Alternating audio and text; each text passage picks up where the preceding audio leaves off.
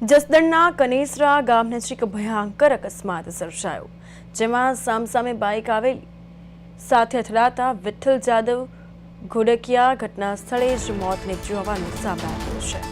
અકસ્માતમાં 2 વ્યક્તિઓ ઘાયલ થયા હોવાનું સામે આવ્યું. મૃતક વિઠ્ઠલભાઈ તેમજ તેમના ભાણેજ લગ્ન માટે પતિ પત્ની સાથે જ હજે જસદણ ખરીદી માટે આવ્યા હતા અને મૃતદેહને પીએમ માટે જસદણ સિવિલ હોસ્પિટલ ખાતે મોકલાયો હતો. તો બાડલા પોલીસે અકસ્માતની વધુ તપાસ હાથ ધરી કાયદાકીય કાર્યવાહી શરૂ કરી છે.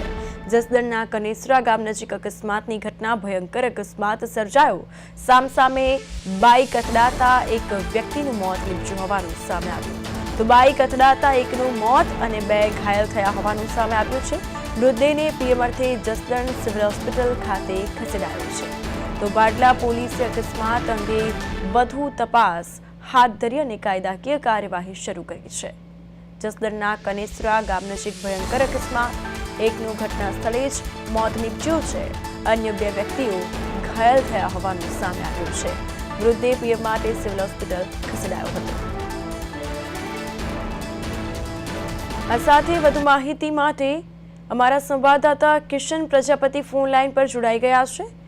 કિશન, જસદણના કનેસરા ગામ નજીક અકસ્માતની આ ઘટના સર્જાઈ છે, શું છે વધુ વિગતો? જી બિલકુલ કૃપા, જસદણમાં દિવસે ને દિવસે અકસ્માતના બનાવો વધતા જાય છે. ત્યાં એક જસદણના કનેસરા ગામ નજીક અકસ્માતનો બનાવ સામે આવ્યો છે. રાજાવડલા ગામના વિઠ્ઠલ જાદવ ઘોડકિયા પોતાના ભાણેજના લગ્ન માટે પતિ પત્ની 2 ખરીદી માટે જસદણ આવતા હતા.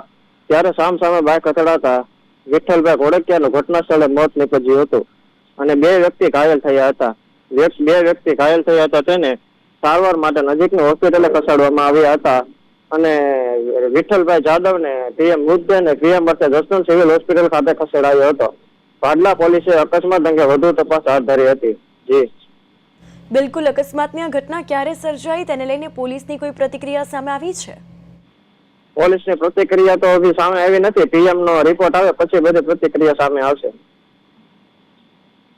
આસપાસના જે સ્થાનિકો મદદ માટે આવ્યા હતા તેઓ દ્વારા કંઈ જાણવા મળ્યું? હા, સ્થાનિક લોકો સામે આવ્યા હતા ત્યારે તેણે 108 ને જાણ કરી હતી અને બાડલા પોલીસને જાણ કરી હતી. બિલકુલ, તમામ માહિતી બદલ કિશન આપનો આભાર.